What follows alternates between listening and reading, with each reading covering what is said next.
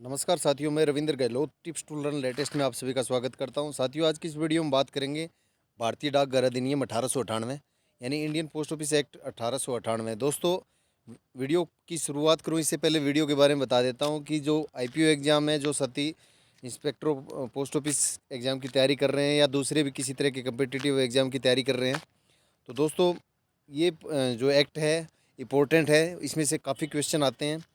तो दोस्तों, इसको आप ध्यान से पढ़ना। मेरा कहने का मतलब ये है कि आप जितना भी पढ़ो, इस वीडियो को सुनो या आप नेट पे से पढ़ते हो, कहीं से भी पढ़ते हो, बुक वगैरह पढ़ते हो, तो जितना मैटर पढ़ो ध्यान से पढ़ो, ताकि मतलब आपको दोबारा पढ़ते टाइम ये महसूस ना हो कि मैंने यार ये चीज़ देखी नहीं है। मतलब आपको देखते ही एकदम याद आ जाए कि हाँ जी, मैं इसके बारे में पहले से जानता हूँ। तो दोस्तों, वीडियो की शुरुआत करूँ इससे पहले एक रिक्वेस्ट हो रहा है आपसे। अगर आपने चैनल सब्सक्राइब नहीं किया है, प्लीज़ इसको सब्सक्राइब कर लें, साथ में बेल आइकन भी दबा दें, ताकि हर आने वाली वीडियो की अपडेट आप तक टाइम टू टाइम पहुंचे। दोस्तों, आइए शुरुआत करते हैं। देखिए दोस्तों, ये है भारतीय डाकघर अधिनियम 1898। इसमें सबसे पहला अध्याय है दोस्तों, उसके अंदर जो इसका संक्षिप्त नाम, विस्तार, लागू और प्रारंभ है, इसके बारे में दिया गया है। तो दोस्तों, इसको भारतीय डाकघर अधिनियम 1898 कहा जा सकेगा, ठीक है। और इसका जो विस्तार क्षेत्र है वो संपूर्ण भारत में है और उस भारत के सभी नागरिकों पर भारत के बाहर भी लागू होता है। और ये 1898 जुलाई के प्रथम दिन में लागू हो गया था, ठीक है। अब इसका जो सेकंड पॉइंट है दोस्तों, यहाँ से क्वेश्चन काफ़ी बहुत ज़्यादा क्वेश्चन आते हैं। परिभाषाएं इसके अंदर दोस्तों, सबसे पहले परिभाषा है महानिदेशक से। महानिदेशक का अर्थ होता है दोस्तों, जो भी डाकतार विभाग का महानिदेशक होता है, वही है। और जो इसमें दूसरा है दोस्तों, अंतर्देशीय। अंतर्देशीय मतलब भारत, कोई भी भारत में जो डाक में डाली गई कोई या वस्तु या कोई पत्र, जो भारत में के किसी कोण स्थान से, एक पते से दूसरे स्थान, भारत की सीमाओं के बाहर, जो भी केंद्र सरकार द्वारा स्थापित डाकघर हैं उसके लिए।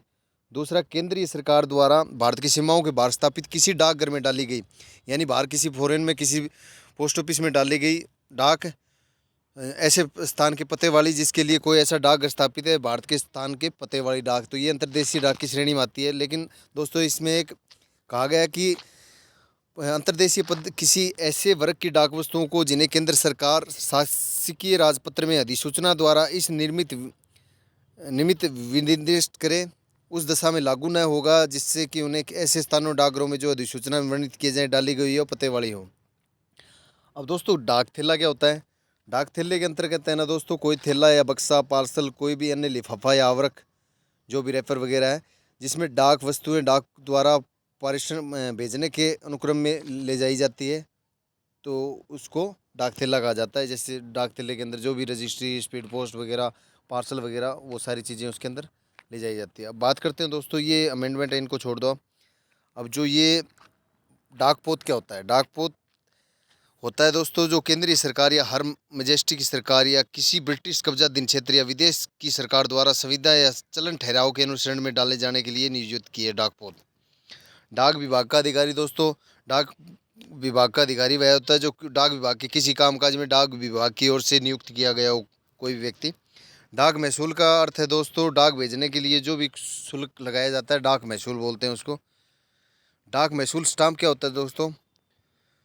इसका अंदर है कि जो डाक वस्तुओं के बारे में डाक महसूल या अन्य या फीस या राशियों को व्यक्त करने के लिए केंद्र सरकार द्वारा उपलब्ध किया गया कोई भी स्टाम्प इसकी श्रेणी में आता है। इसके अंतर्गत आसंजक डाक महसूल स्टाम्प किसी लिफाफे, रैपर, पोस्ट कार्ड या वस्तु पर मुद्रित, समुद्रित, छापित या अन्यथा दर्शित स्टाम्प भी है। अब डाकघर पद के अंतर्गत डाक विभाग के प्रयोजनों के प्रयुक्त जो भी डाकघर का क्या परिभाषा है, डाकघर के अंदर क्या चीज़ आती है कि जो भी डाकघर के प्रयोजन के लिए कोई भी घर, प्रत्येक घर, भवन, कमरा, गाड़ी, स्थान और डाक वस्तुओं को प्राप्त करने के लिए जो भी डाक विभाग द्वारा उपलब्ध किया गया है, जैसे कोई लेटर बॉक्स भी है, तो वो डाकघर की श्रेणी में आता है। डाक वस्तु का अर्थ है दोस्तों कि डाक वस्तु के अंतर्गत कोई भी पत्र, पोस्ट कार्ड, समाचार पत्र, पुस्तक, पैटर्न, सैंपल पैकेट, पार्सल और डाक विभाग द्वारा जो भेजने में जो भी हर वस्तु चीज़ होती है, वो डाक वस्तु आती है।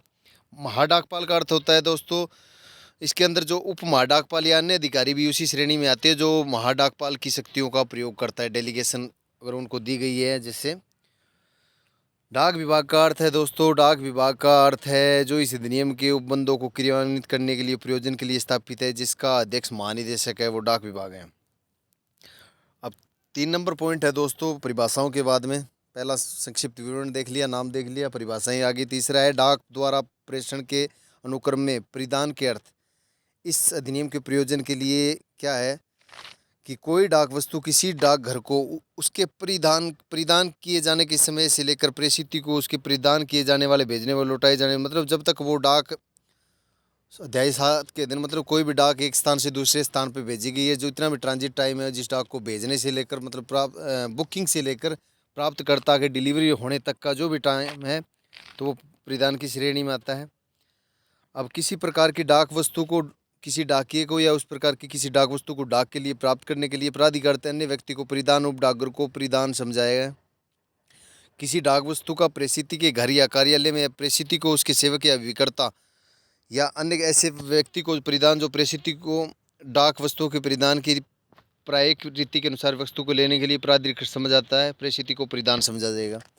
तो मतलब इसके अंदर जो भी किसी तरह की डाक है उसके द्वारा कोई भी व्यक्ति है जिसके नाम से डाक गई है, उसके द्वारा कोई उसका घर का परिवार का या उसके द्वारा कोई अधिकृत एजेंट है, जब तक वो डाक उसको मिल जाती है तो उसमें जो प्रेषित है उसको परिधान समझा जाएगा। थोड़ा सा इंग्लिश वर्ड के मुकाबले हिंदी थोड़ी ज़्यादा टिपिकल है, लेकिन आपको हिंदी थोड़ा समझने में आसानी होगी, याद रहने के ज़्यादा चांस है। तो दोस्तों आपको समझना होगा बात को कि कहना क्या चाह रहा है।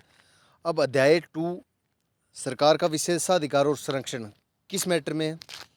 अब देखिए, पत्रों को पहुंचाने के लिए अन्य विशेषाधिकार का सरकार के लिए आरक्षित होना है। कौन कौन से हैं कि भारत के अंदर जहां कहीं भी डाक या संचार पत्र व्यवस्था केंद्रीय सरकार द्वारा स्थापित की जाती है, वहां सब पत्रों का एक स्थान से दूसरे स्थान पर डाक द्वारा पहुंचाने का अनन्य विशेषाधिकार, सब पत्रों को ग्रहण करने, संग्रहित करने, भेजने, प्रेषित करने, प्रेरित करने की सब आनुषंगिक सेवाओं करने का अनन्य अधिकार भी निम्नलिखित दशाओं की सिवाय केंद्रीय सरकार को प्राप्त होगा। कौन कौन सी दशाएं हैं जिसमें ये विशेषाधिकार नहीं होगा कि किसी निजी मित्र की मार्फत जो अपने मार्ग यात्रा या सफ़र में है भेजे गए पत्र परिधान का उन्हें ग्रहण करने, ले जाने या परिदत करने के लिए भाड़े, पुरस्कार या अन्य लाभ फायदे के बिना उस व्यक्ति को जिसे वह भेजे गए किया जाना है। भेजने वाले या पाने वाले के कामकाज से ही संयुक्त पत्र जो उसके प्रयोजन के लिए संदेश भाग द्वारा भेजे गए हैं, उसमें या तो समुद्र द्वारा या भूमि द्वारा भेजे गए माल या संपत्ति से ही संबंधित पर जिसका परिधान उस माल या संपत्ति के साथ जिसने पत्र संबंधित है उसे ग्रहण करने, ले जाने के लिए, परिदत करने के लिए, भाड़े, पुरस्कार अन्य लाभ फायदे के लिए किया जाना है। अब दोस्तों इस धारा के अंदर क्या है कि कोई भी बात पत्रों को डाक से या अन्य पत्र भेजने के लिए प्रयोजन से उसका संग्रहण करने के लिए किसी व्यक्ति को यथापूर्वक दशा के सिवाय प्राधिकृत नहीं करेगी। इस धारा और धारा 5 के प्रयोजन के लिए पत्र पद के अंतर्गत पोस्ट वर्ड भी आते हैं।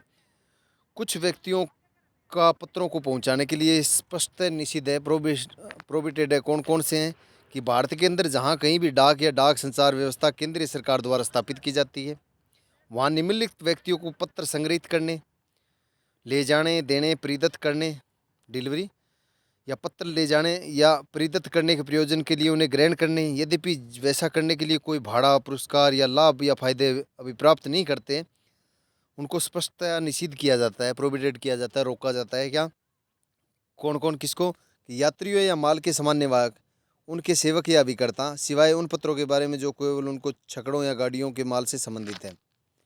भारत में किसी नदी या नहर के किन्हीं पत्तनों या स्थानों के बीच चलने वाले या पार करने वाले जलयानों के स्वामी, मास्टर और उनके सेवक या अभिकर्ता, सिवाय उन पत्रों के बारे में जो केवल फलक के मामलों से संबंधित है, सिवाय उन डाक वस्तुओं के बारे में जो अध्याय 8 के अधीन पहुंचाए जाने के लिए ग्रहण की जाती है।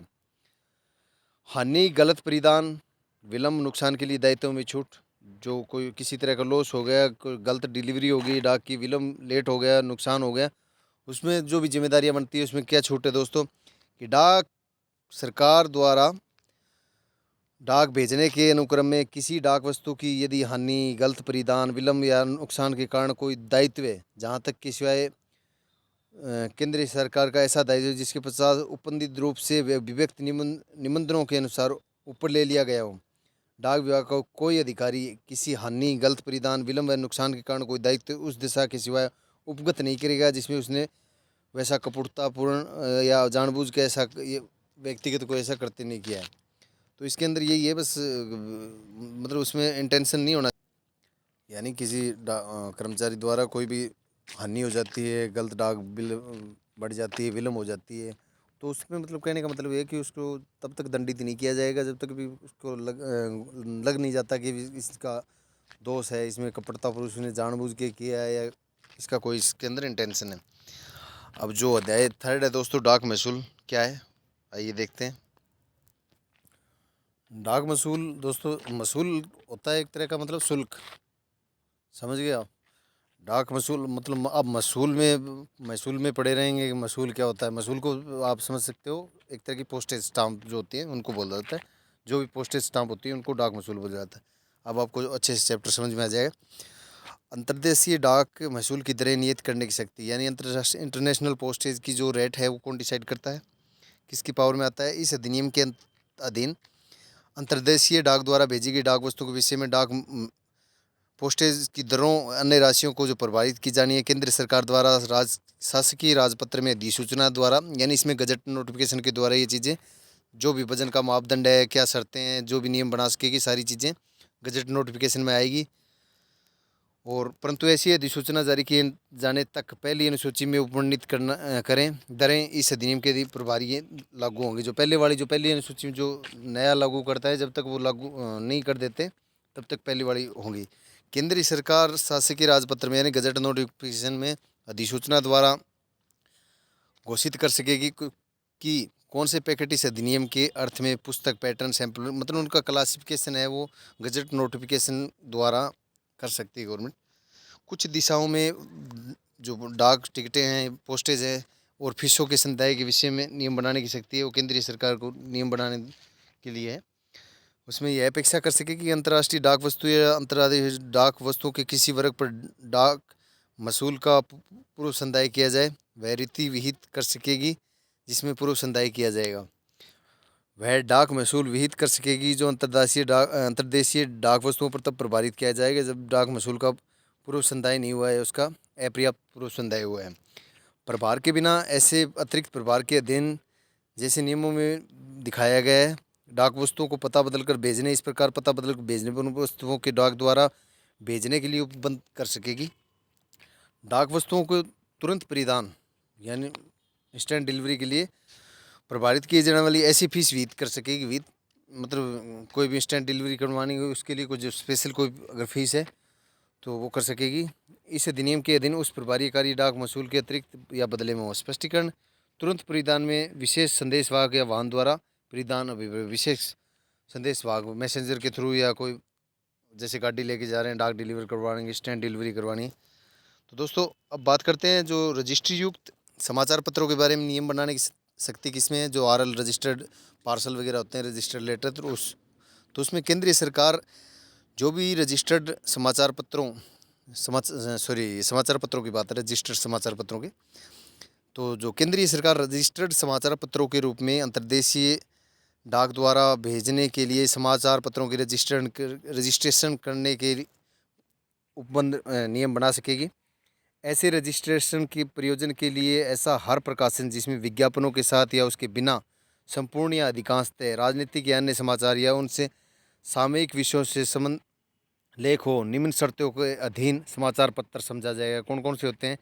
वह 31 दिनों के से ज़्यादा के अंतरालों में प्रकाशित नहीं होगा, मतलब उसमें 31 दिन मैक्सिमम लिमिट रखी गई है। उसके पास वास्तविक ग्राहक सूची होगी, जो ओरिजिनल ग्राहक सूची है वो उसके पास होगी।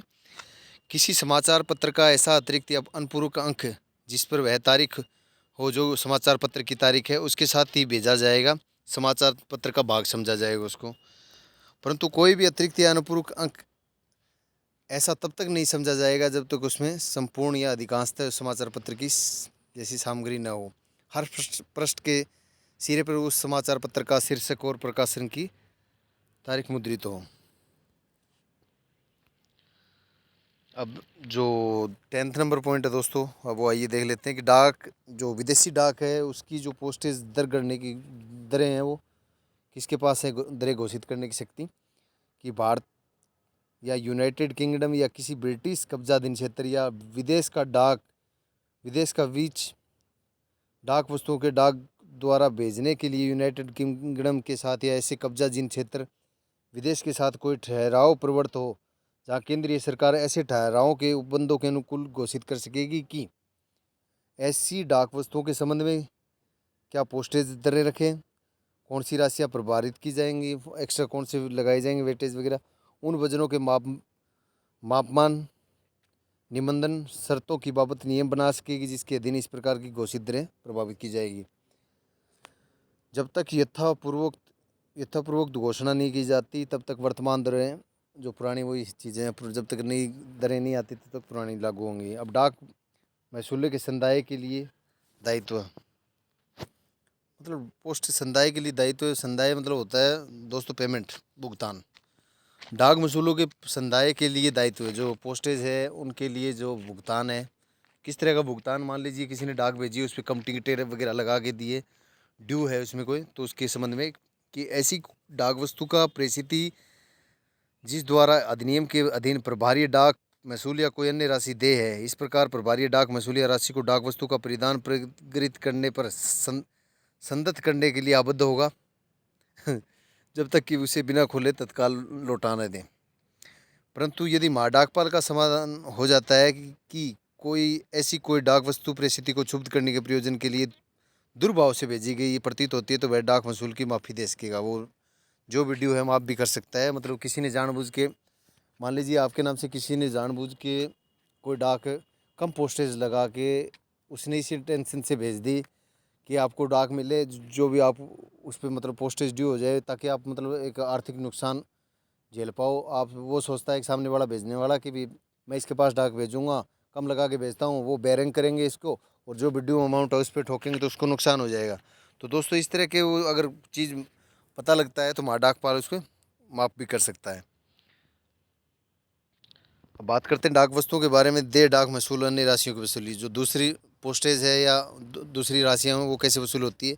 यदि कोई व्यक्ति इस अधिनियम के अधीन किसी डाक वस्तु के बारे में अपने द्वारा कोई डाक वसूल या अन्य राशि देने से इनकार करता है तो इस प्रकार देय राशि महाडाकपाल के लिखित आदेश द्वारा निमित्त प्राधिकृत डाक विभाग के अधिकारी द्वारा दिए गए आवेदन ऐसे इनकार करने वाले व्यक्ति की डाक विभाग के उपयोग के लिए वसूल की जा सकेगी। मानो उस स्थान में जहाँ से व्यक्ति तत्समय निवासी है, अधिकारिकता रखने वाले किसी मजिस्ट्रेट द्वारा इस अधिनियम के अधीन अधिरोपित जुर्माना हो। महाडाकपाल यह अतिरिक्त निर्देश दे सकेगा कि उस व्यक्ति के पते वाली ऐसी कोई डाक वस्तु जो सेवा पर न हो उसे तब तक विधारित रखी जाए जब तक कि इस प्रकार की देय राशि यथापूर्वक संदत नहीं कर दी वसूल नहीं हो जाती। कहने का मतलब, मान लीजिए किसी का ड्यू बाकी है, सामने वाला कह देता है मैं नहीं देता जी, उस कंडीशन में क्या होता है कि मतलब लोकल मजिस्ट्रेट की शरण से भी वो कर सकते हैं, इस तरह के ऑर्डर निकाल के उनको पाबंद करवा सकते हैं कि, या दूसरा तरीका है कि वो जब तक उसकी दूसरी डाक आती है तो उसको रोक लेते हैं कि जब तक वो डिलीवर नहीं होगी उस एड्रेस को ब्लॉक कर देते हैं कि जब तक पुरानी अमाउंट नहीं आ जाती। 13 नंबर, डाक विभाग द्वारा संदत सीमा शुल्क का डाक महसूल के रूप में वसूली होना। डाक विभाग जो सीमा शुल्क यानी कस्टम जो ड्यूटी होती है,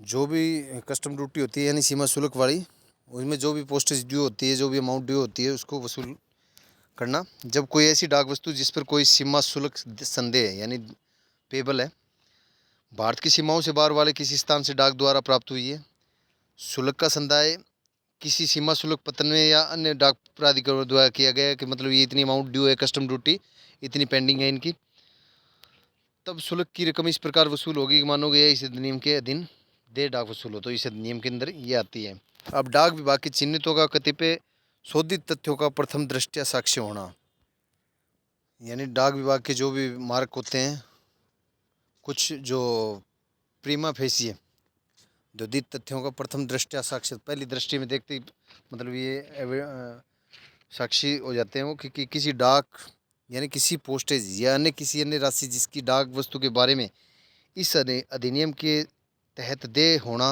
अभिकथित है। साफ साफ कहा गया है कि आपको इतनी राशि पे करनी पड़ेगी।